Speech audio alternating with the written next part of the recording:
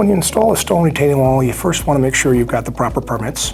After we've obtained the proper permits, we would do a site inspection and examination.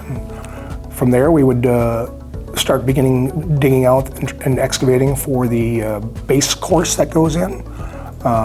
Excavate and we'll then be installing a gravel base that goes underneath this wall. Oftentimes it's class 5 or sometimes class 2 gravel. From there, we would lay the first course and level the first course. Probably the most important part of installing that wall is getting that first course level and leaning in the right direction. After that, we'll start installing the drainage system, and we will start putting in the backfill materials.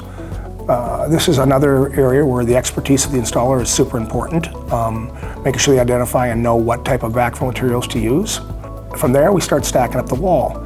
Depending on what type of stone wall it is, we may need to do some cutting of the stones themselves with a diamond blade, and we will likely need to add in some form of support to the wall. So that could be something like a geogrid, something along those lines, to strengthen the wall so that as we build this thing up and up, it won't topple over.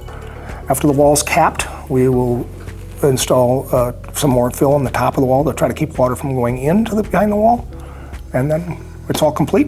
You got a beautiful wall, should last for a very long time.